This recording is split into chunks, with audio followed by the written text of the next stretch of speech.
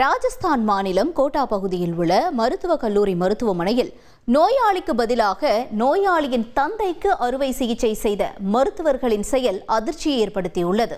இதுகுறித்த கூடுதல் தகவல்களை செய்தியாளர் ரமேஷ்குமார் வழங்கிட கேட்போம். ரமேஷ்குமார், வணக்கம். இப்ப இந்த விவகாரம் தொடர்பாக மருத்துவமனை தரப்புல என்ன சொல்லப்படுது?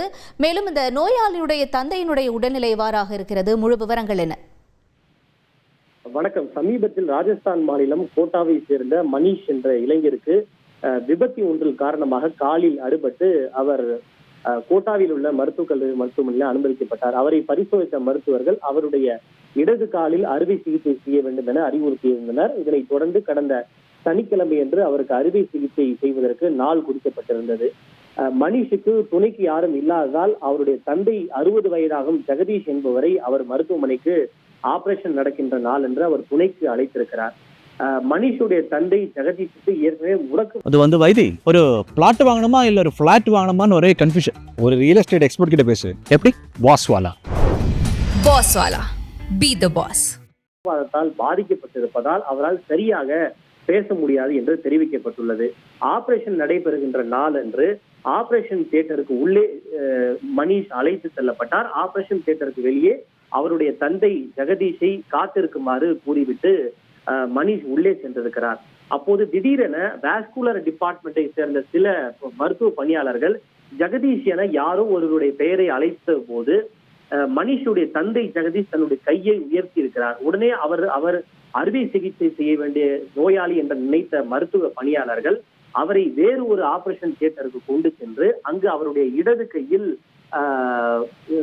சில அறுவை சிகிச்சைகளை அவர்கள் மேற்கொண்டிருந்தனர்.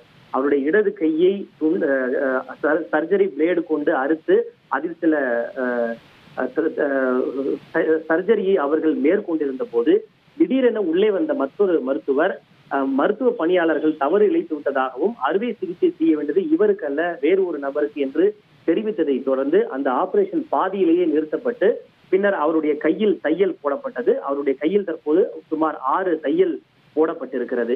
இது குறித்து அவர் சம்பந்தப்பட்ட மணிஷ் புகார் தெரிவித்திருக்கிறார். இதன் மீது கடும் நடவடிக்கை எடுக்க வேண்டும், தவறிழைத்த மருத்துவ பணியாளர்கள் மீது கடும் நடவடிக்கை எடுக்க வேண்டும் என்று தன்னுடைய கவலைகளை அவர் வெளிப்படுத்தியிருக்கிறார். இந்த சம்பவம் வெளிச்சத்திற்கு பரவலாக விமர்சனத்தை பெற்றிருக்கும் நிலையில் இது தொடர்பாக அந்த மருத்துவமனையினுடைய முதல்வர் மீனா சக்சேனா விசாரணைக்கு உத்தரவிட்டுள்ளார். 3 பேர் கொண்ட குழு அமைக்கப்பட்டுள்ளது.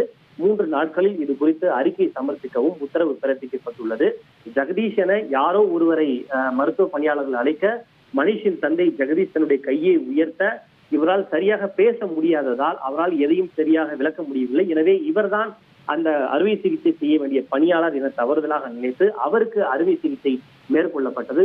அந்த பகுதியிலே ஒரு பெரும் பரபரப்பையும் சலசலப்பையும் ஏற்படுத்தி இருக்கிறது. உங்களுடைய தகவல்களுக்கு நன்றி ரமேஷ்குமார்.